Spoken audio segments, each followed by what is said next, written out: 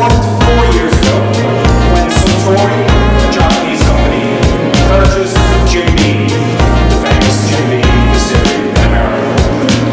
We are the only company in the world to have whiskies from all 5 major whiskey producing countries. So, Ireland, Scotland, United States of America, Canada, and Japan. So we have a wide range of whiskies. We like to think we are, first and foremost, a whiskey company. So in bourbon, we are the leading world company in bourbon whiskey. We have the biggest selling bourbon whiskey in the world with Jim Beam, and the biggest selling premium bourbon whiskey in the world with Maker's Mark.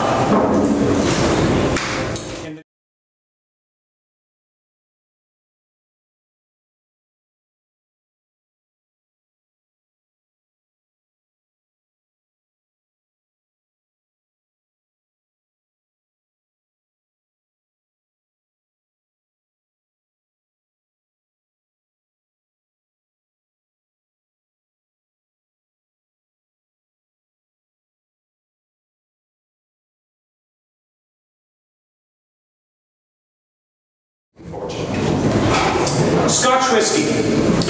We focus primarily on Islay whiskies. We have the biggest selling Islay whiskey in the world, the Freud. We have the 3rd largest Islay whiskey in the world with Bowmore. We also then have one of the world's leading blended Scottish whiskies, Teachers. Teachers is biggest selling Scotch in India, a country where they drink more whiskey than anywhere else in the world. It is a huge, huge brand. Along with those brands, we have some smaller brands. You've probably heard of Auchentoshan, triple distilled Scottish single malt. We have one called Glengarry, which is a very unique style of Highland malt. And then we have the Ardmore, which is a peated Highland malt. Okay? Canadian whiskey, Canadian Club, the world's biggest selling Canadian whiskey. We also have rye whiskey from the Alberta distillery in the west of Canada. And then finally, my home.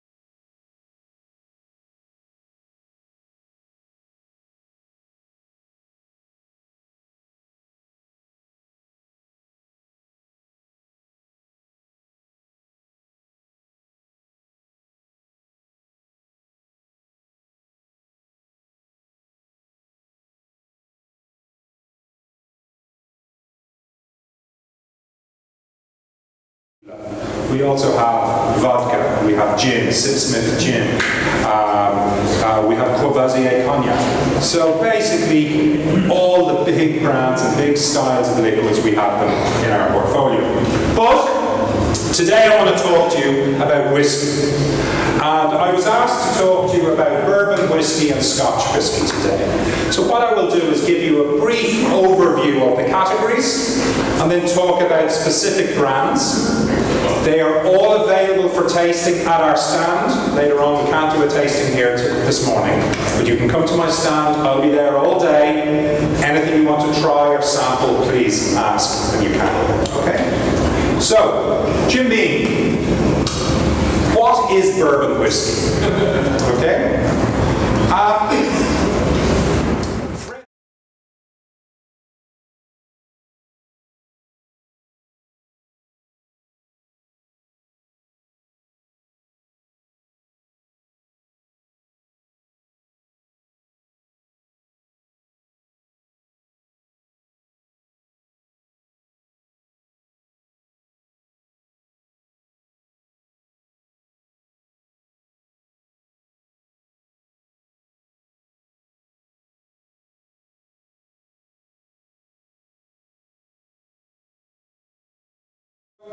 the first one, and maybe the obvious one, is a bourbon whiskey has to be made in the United States of America.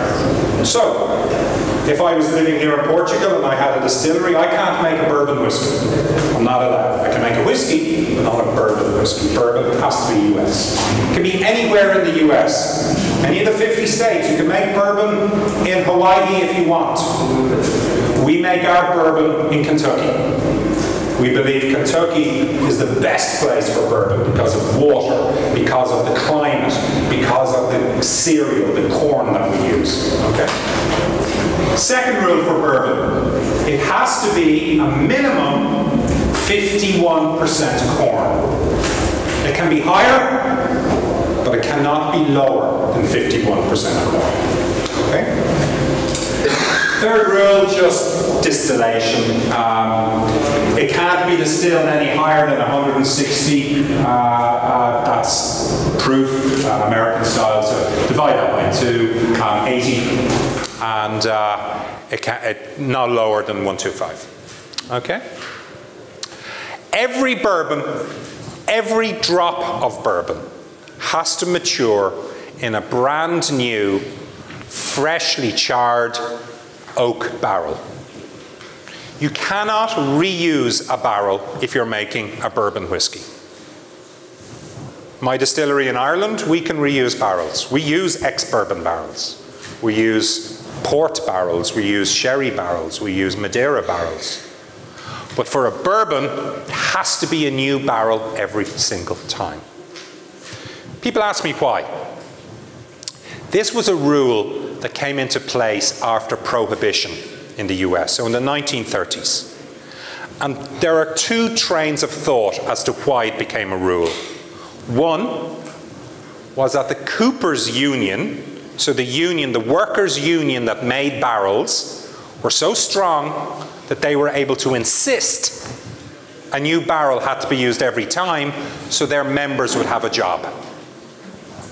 The other train of thought is that a senator from large wood-producing states like Montana or Vermont or places like that just said, in order that his people, his loggers and people who work with forests would have a job, you have to have new oak every single time. We don't know which is true, but we do know that as a law, you have to use new oak. There is talk that that rule might change. If that rule changes, the price of bourbon will come down, but the price of every other whiskey will go up. Because if they're able to reuse barrels, it cuts the cost, and those barrels become more expensive if they're selling them to Ireland, Scotland, or Japan, or anywhere else. So, hopefully it won't change, okay? A bourbon whiskey. Nothing can be added to bourbon apart from water. So, for Scottish whiskey and Irish whiskey and most other whiskies, you can add a colour to make it look a little bit darker. You're not allowed to do that with bourbon whiskey. Nothing but water. Okay, so water to bring it down to 40% or 43% or 50% or whatever percentage. And one of the funny ones about bourbon is the age. How old is bourbon? Well, there is no minimum. Okay? In Scotland and Ireland, whiskey has to be 3 years old. It can be older, but it cannot be younger. In bourbon whiskey, the rules say has to be matured for a period of time. How long is a period of time? Is it a day? Is it a week? Is it a year? It's all of those. It can be anything. So the industry put in its own rules and regulations. So you've all looked at a whiskey label and you see straight bourbon. Okay?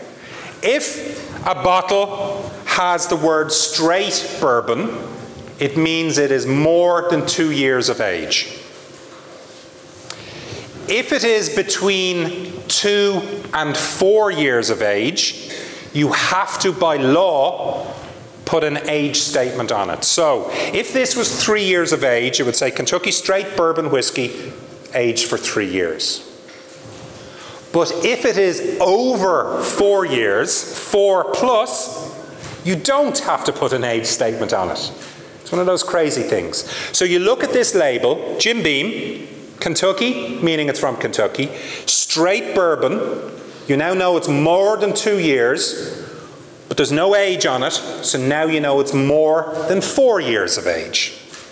Okay? So that's one of the rules with bourbon whiskey. Straight bourbon, no age statement means more than 4. Okay?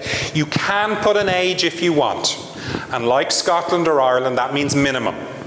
So for example, we had a Jim Beam 12-year-old for a while, and that means minimum 12. Can be higher, but it's not younger than 12. Okay?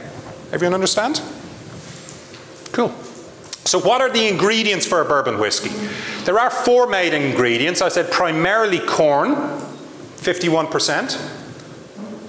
Corn gives a sweetness. You get more starch. So more starch, when the enzyme starts converting it into sugar, you get more sugar. Okay, very simple. So it's good for a high alcohol yield. You'll get more alcohol when you use corn than if you use other types of cereals. Rye is quite commonly used as well. Rye will give a spiciness, a backbone to the whiskey. Wheat, some distilleries and our maker's mark will use wheat. What does wheat do?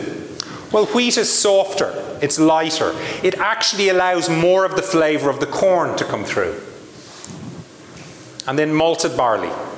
Malted barley is used because it provides those enzymes. It provides the kickstart to turn the starch into sugar. The enzyme called diastase that eats starch turns it into sugar. We need sugar to make alcohol. So they're the 4 main grains. And then the mash bills, when we talk about mash bill, that means the amount of grains, what percentage go into the whiskey. So these are the 3 most common types of mash bills you see with American whiskies. A traditional mash bill is usually 75% or more corn, and then maybe equal parts malt to rye. That's rye, that's malt. Okay? If you have a high rye, you just have more rye. Less malt, more rye. Or if you have a wheated, like Maker's Mark, you don't have rye at all. You have wheat instead. Wheat, malt, corn. And they're the 3 main mash bills. So for example, traditional high corn Jim Beam, any of the Jim Beam whiskies. A high rye would be one of our whiskies like Basil Hayden's. You might have heard of Basil Hayden's, one of our small batch bourbons. That's a high rye. Now, what is a rye whiskey? What is a straight rye whiskey? A straight rye whiskey has the same rules as a bourbon whiskey, only it's 51% rye or more. Okay? So if it's a rye whiskey, minimum 51% rye. So, onto the brand, the Jim Beam story. The Jim Beam story starts in 1795 when Jacob Bohm, a German immigrant, arrived in America and established a distillery. He moved to Kentucky. The land was perfect. Low pH level in the water, flowing over limestone to give clear, crisp, clean water. Great land for growing corn. So corn became the main ingredient with which he made his whiskey. Throughout all the years since Jacob founded the distillery, each member of his family has done something to enhance the Beam story. David Beam took Jacob's original distillery and moved it 20 miles so it would be close to a railroad. So you could get product in, you could get your whiskey out into the market easier. David M. Beam, David's son, started the first brand of bourbon that we had. Prior to that, it was just sold in a barrel. He started selling it as a brand. And the original brand was called Old Tub Whiskey. old tub bourbon. You can still see some of it in our distillery in Kentucky. It is for sale. We make it in the distillery today. His son, Jim Beam, inherited the distillery at the turn of the 20th century. Then Prohibition started and the distillery was closed and was knocked to the ground, destroyed.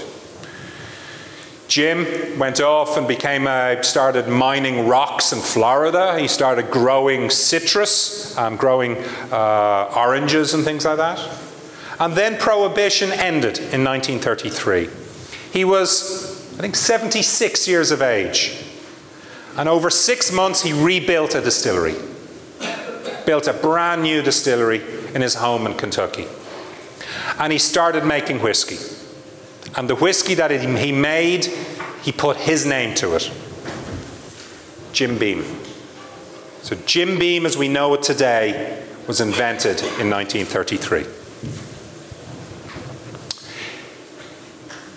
His son Jeremiah, saw the potential for exporting Jim Beam, and he started exporting it around the world.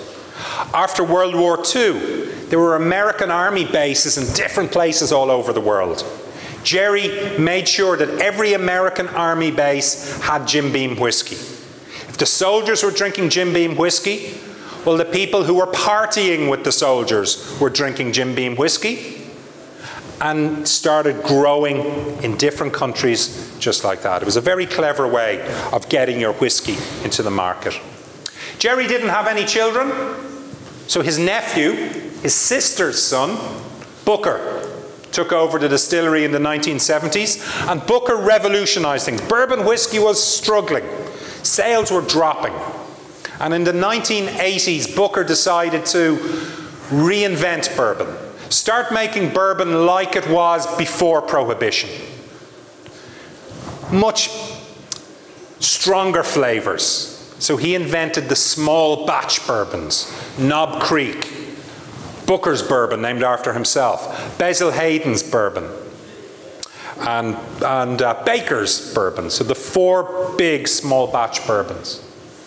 His son Fred is today our master. Well, actually no, Fred's son now is our master distiller. So there's Fred, and now there's Freddie. Freddie is probably about 31 or 32 years of age, and he's come to the fore now, and he's making new whiskies for a new generation for Jim Beam. So our 4 big brands, and ones, 2 of which you can taste afterwards at our stand. We have Jim Beam White and Jim Beam Double Oak. So Jim Beam White is the biggest selling bourbon whiskey in the world.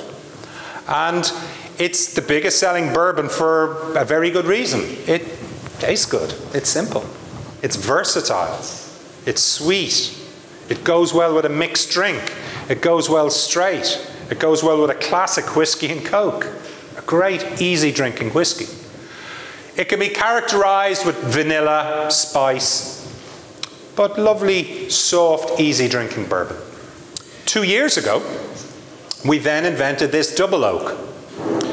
So, there's just the Jim Beam White tasting notes, but don't need it. Taste it yourself. Jim Beam Double Oak was a new way of making bourbon whiskey. So what we do with Double Oak is, excuse me,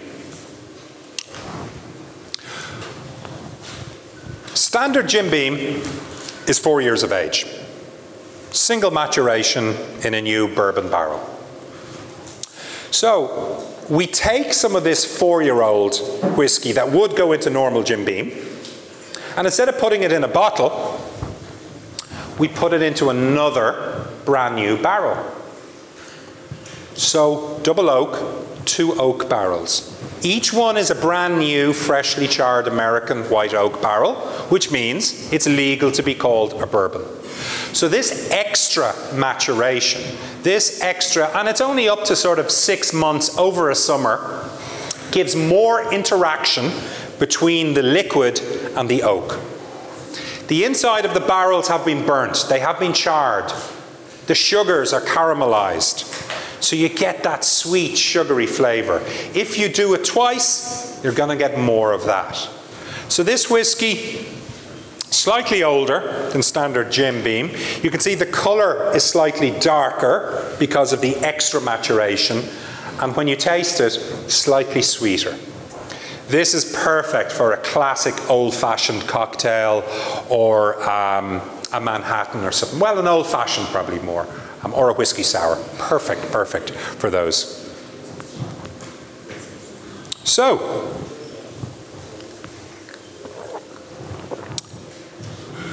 the other big bourbon whiskey that we have in our portfolio is, of course, Maker's Mark. Maker's Mark is the world's biggest selling premium bourbon whiskey. Okay? And what Maker's Mark different, why it is different, is how we make it. And what is different? Well, for every bottle of Maker's Mark, just clean Kentucky water, okay? Low pH level, crisp water. Wheat. We use wheat instead of rye when we make this. The maturation, the barrels, so important to any whiskey. But with Maker's, less heavily charred. So the inside of the barrel is not as burnt as you get with a Jim Beam barrel. And then the wax seal. Every bottle, and I have some pictures to show it happening. Every bottle, this is hand dipped. There are people on a line who dip it in, turn it around, and it's let to settle. Everything is done by hand, which is amazing for a modern distillery to think they're so, things are still done by hand and traditionally. I just have a few images, and when I get on I'll talk about the whiskey, but just a few images of the distillery. It is classified by the US government as a place of historical interest. The distillery was founded in 1954, I think. There were previous distilleries, but in 1954, the then person, the head of the family, a man called Bill Samuels, he did not like the style of whiskey that he was making. He didn't like it. He did not like the rye flavour. So he went and he completely changed the recipe. He dropped the rye and replaced the rye with wheat, and came to a whiskey that he thought everybody could drink, a whiskey that was softer, was even sweeter than other bourbon whiskies. But all the buildings, the attention to detail, the shape of the bottle that you have in the windows, it really is a beautiful, beautiful old distillery. All colour, just absolutely amazing place. Every label of Jim Beam whiskey. So again, look, I'm in the whiskey industry long enough to know when you have labels, they're professionally printed, they're mass produced. Not Maker's Mark. It's done in a hand printer. It's hand cut and applied onto the bottle. You know, why? Because that's the way they've always done it, and that's the way they will continue to do it. Okay? The hand dipping. I've been there, I've been on that. I was asked to help out once. And you stand there, you put this big long glove up, and that is boiling hot red wax. And the bottles come down the conveyor belt. You grab a bottle, you dip it in, just briefly, you take it up, you do it a little twist, and you put it back on the conveyor belt. Now, the ones I did were horrible. Okay? It's a lot more difficult to do than you think. So if you go to your distributor, and we're distributed by Empor Spirits here, and you buy a bottle of Maker's Mark and there's wax all over it, that's probably one of the ones I did, okay? It's very much a skill to do it correctly. So Maker's was a brand, and I'll just touch on this because it's interesting, was really struggling. From 1950s, 1960s, 1970s, nobody was really drinking bourbon, let alone Maker's Mark. But then in 1980, the Wall Street Journal did a little article about a small distillery in Kentucky. The bourbon distiller is a model of inefficiency by choice. Everything they did, they hadn't changed since the 1950s. But it's their choice to do it that way. Within 24 hours, the distillery was getting phone calls from all over America. How do we get your bourbon? Within a week, They had distribution network in the entire United States. And things had changed. Maker's Mark had become one of the most sought after bourbons in America. And today, as I said, it is the biggest selling premium bourbon in the world. And up until 4 years ago, only ever did one bottling, one brand, and that was the standard, this Maker's Mark Kentucky Straight Bourbon Whiskey. It's only recently we've started doing line extensions. Okay? So how do you characterize the flavor? When you sip Maker's Mark whiskey, when you put it into your mouth, if you just hold it in your mouth, you actually don't taste anything for a few seconds until you swallow it back, where your sweet receptors are in your mouth. When it touches that, then you get the flavor, because it is so sweet. And that is because of the wheat. Now, the wheat in itself is not sweet, but the wheat allows the flavor of the corn to come out. So what you're tasting is that sweet corn flavor. Okay? So, that's bourbon.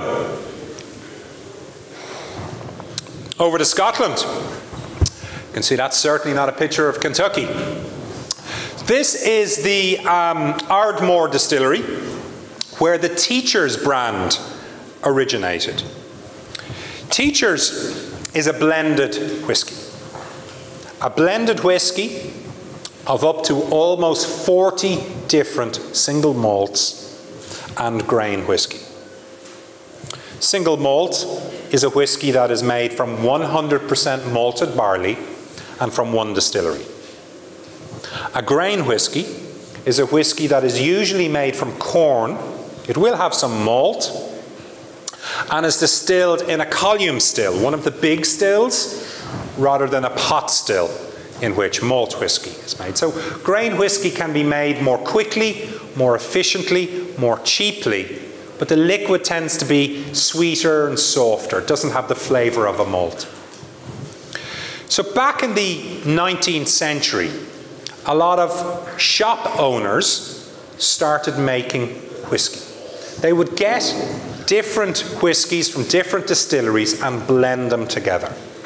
And some of the famous family names that you all know today were families. They were grocers. They were shopkeepers who started doing whiskey. Johnny Walker, Ballantyne's, Teachers, all of these families of shopkeepers that started making whiskey. But William Teacher in the 1890s realized he needed a consistent source of whiskey for his blend. So he set up this distillery near Aberdeen in 1894, I think it was. And it's called the Ardmore Distillery. And the Ardmore Distillery is unique in the Highlands because the type of malt whiskey is quite peated. So the key whiskey that goes into this is Ardmore. Maybe up to 40% of the malt is Ardmore in this. So that's the key flavor. So Teacher's has always been known for being a creamy, easy drinking blend. But it does have a lovely spine of spicy, smoky peat in the background. And that comes from the Ardmore. Okay? It's just another image of Teacher's. As I said earlier, Teacher's is one of the biggest selling Scottish whiskies in India. Also in my home country, where we don't drink much Scotch whisky, let's face facts, we're Irish. But it is the biggest selling Scotch whisky in Ireland. And it's one of the biggest selling Scotch whiskies in Brazil as well. Very, very popular in Brazil. So, on to Islay. How am I doing for time? Okay, I have another 15 minutes or so. So, Islay whiskey is, what do I have next? I'll just see that. Okay, I'll go straight into the brand. So, Islay is a little island off the southwestern coast of Scotland. Has anyone been to Islay? Anyone visited? One guy's visited, okay. It's difficult to get to, isn't it? Yeah, you either get 2 boats, you drive, or you go to Glasgow and you get an airplane, and if the weather's bad, it's not going to land, you might get stuck there. It's a little island all on its own. I'm a great believer in whiskey is of its environment. In winemaking, you have the expression terroir, which literally means earth, but in winemaking it means what is of that vineyard that makes the wine taste the way it is. Is it the earth? Is it where the sun rises, where the sun sets? Is it the temperature? Is it how much rainfall? Well, it's all of these. No such word exists for whiskey making, but it's equally important. Islay has a certain style of whiskey because of where it is. The island, when these distilleries were being founded in the 1800s, the island could be cut off from the rest of Scotland for a week or 2 weeks or more. So you have to become self-sufficient. You need to be able to control every element of your production. So you need to be able to get the barley from the island. When you're malting the barley, and malting barley is you soak it in water, you let it warm up, you trick it into thinking it's springtime, so it sprouts, but inside, that enzyme diastase is turning the starch into sugar.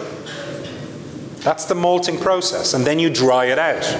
Well, if you're drying it out on Islay, you don't have coal, you don't have natural gas, you have peat or turf in the ground. You dig it up, you dry it out, you burn it. It's really smoky, so it gives that smoky flavour to the barley. So all of these come into play if you're making a whiskey on Islay. And Bowmore, and this is the actual distillery here right on the coast. The coast and the sea has an important element. Why? Well, whiskey, when it is in a barrel, is a living, breathing thing. The barrel is watertight, but it is not airtight. Air gets in.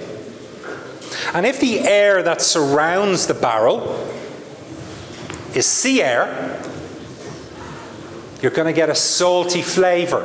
You're going to get elements of sea weed, sea air. All of that is going to influence the style of whiskey. So an Islay whiskey not only generally is smoky, but it also tastes of the seaside. The saltiness, the sea air. And you'll definitely get that with Bowmore and Laphroaig.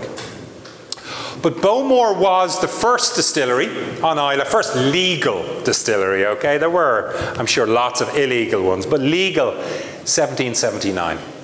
And today, just behind in here, there's a door, and this here is the oldest maturation warehouse in all of Scotland. It's called the No. 1 Vaults. Did you visit? No. Next time. Next time. Beautiful. You open the doors, it creaks open, you step in, and you just get that smell of whiskey. It's dusty. There's spiders, there's cobwebs.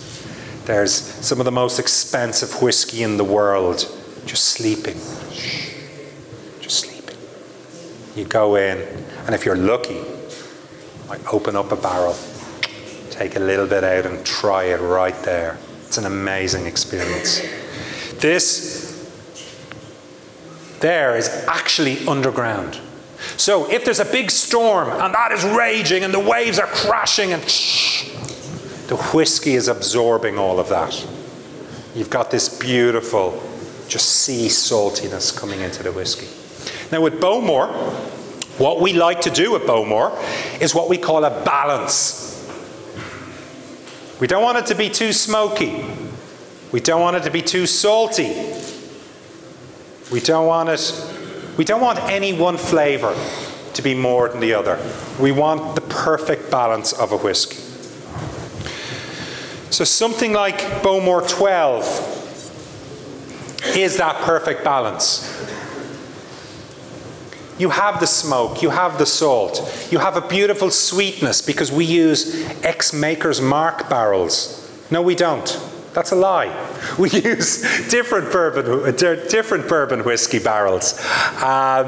So you're getting that sweetness from the bourbon barrels coming into this. And there's also this beautiful zesty, almost citrus type, just touch. Limes maybe more than lemons or oranges. Just a little zest. And all of that is in perfect balance. So the 12-year-old we think is our most perfect balanced whiskey. We do have other expressions like the 15-year-old, which is more sherry front, 3 months maturation, or sorry, 3 years. 12 years in a bourbon barrel, then an extra 3 years in an Oloroso sherry cask. So it's a darker colour, more intense flavour. My all-time favourite Bowmore was one called 17, White Sands, all bourbon matured. Beautiful. That citrus flavour, just changing. You're getting exotic fruits. It's amazing whiskey with a wisp of smoke going on in the background. Bowmore recently, I just read, became one of the most valuable whiskies in the world. So you always think of Macallan at auctions going for like stupid money. Now Bowmore is going for crazy, crazy money in auctions and secondary market. If you have a Bowmore from like the 1960s, you can get your kids through college on that. You know, you can get a lot of money for old Bowmore whiskies. So it's a very collectible style of whiskey. So the 12, as I said, complex but balanced. Lemon, honey, peat. Again, peat, dark chocolate, long, subtle flavour. Available to taste at the Empire Spirits stand afterwards. And then Lafroig. Lafroig is the biggest selling Islay single malt in the world. That is the distillery. It's about 20 minutes drive from Bowmore. It's on the other side of the island. Like Bowmore, it is on the coast. That's the main distillery there. Some warehousing there, some warehousing here. The famous sign that you see with Lafroig. So what makes Lafroig different from other Scottish whiskies? One of it is our malting process. We use a large percentage of our own malt. A lot of distilleries today around Scotland, they will buy malted barley from professional malting companies because it's more economical, okay? The concept of doing your own malting in-house has died out. There's only about 8 or 9 distilleries in all of Scotland that do in-house malting, but we do. So we'll get 7 tons of barley, soak it in water for 55 hours, leave it on a floor for 6 days for germination, for sprouting, for the enzyme to wake up and start turning starch into sugar. We then put it into the kiln and allow peat smoke go through it for 17 hours. And then we'll close it and just heat for another 17 hours. Just hot air, no smoke. Okay? The peat that we use is hand cut. Get a big certain type of shovel, put it down, you take it up, you let it dry over a summer. Now because it's hand cut, it retains a bit more moisture. If it was machine cut, it'd be squished together and, you know, all moisture would be out of it. But because it's hand cut, more moisture. So when we burn it, you get what we call cold smoke. If that is on fire and burning, you can literally put your hand in. You won't burn. Because the moisture content is so high that it's just producing lots and lots of smoke. Like if you go camping and you gather firewood, and the firewood you've gathered is actually wet, and you put it on the fire, loads of smoke. So loads of smoke, and that's what sets us apart. We want to have one of the peatiest, most intense flavoured whiskies in the world. Another thing, friends of Lafroig. Anyone here a friend of Lafroig? No? One friend of Lafroig. So, how do you become a friend of Lafroig? Every time you buy a bottle of Lafroig, in it, there's a little brochure with a code. You log on, you put that code in, and then you are automatically a friend of Laphroaig. Now, what does that mean? Well, it means you own a little part of our distillery. About that much, okay? But you can come and visit us. You get a pair of Wellington boots. We print out a map with the location of your piece of land. You pick up your little Portuguese flag or whatever country you're from. You walk out with your map, you find the space and you stick your flag in. It is yours, you own it. And because you own it, we have to pay you rent. So when you visit us, we give you free whiskey. A little bottle of free whiskey. But you have to visit us to get the free whiskey, okay? But it also then means you're on a database, you get specials, you get opportunities to buy whiskey that isn't available to the general public. Every year we have a new whiskey called a Carchus, which is the Scots word for friendship. And you can buy that before anybody else in the world. So you can really, if you love Laphroaig, you can really grow your collection by becoming a friend of Laphroaig. The more you buy, the more free things we give you. Okay, so it's worth becoming a friend of Laphroaig. So Laphroaig 10, which is the single biggest selling Islay single malt in the world. You take it, and you know what? Some of you here will love it, some of you will hate it. And you know what? We don't care. Because the reasons that you hate it might be the reasons that you love it. And we want to hear those. And we used to have a program called Opinions Welcome, where you write down whatever you think about the whiskey. And the good ones we used for advertising. So you had things like, oh, it reminds me of my grandfather's smelly socks, you know? Fine, but that's what somebody thinks, you know? But you get Laphroaig, you smell it.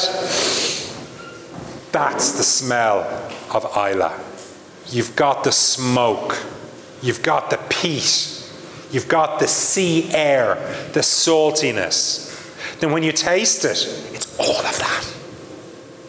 And if you can get past that initial smoky, salty flavour, you'll notice the spirit, the whiskey, is really sweet.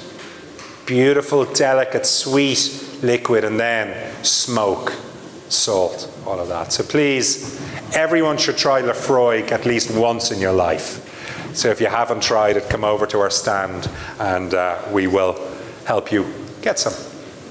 And ladies and gentlemen, I think that is, that is it. So, as Beam Suntory, we have a wide range of different whiskies. A lot of them are available to sample today at our distributor, Empor Spirits. So they have all of our products. So please come by and try something. And thank you for coming out and sitting through this morning. I appreciate it. And I always finish a talk in my own native language. I am from Ireland. So my native language is Irish, it's not English. So Garrafeira míle maith chuimh gine úsla galéir, slán live agus bannacht. Thank you all very much, ladies and gentlemen. Thank you.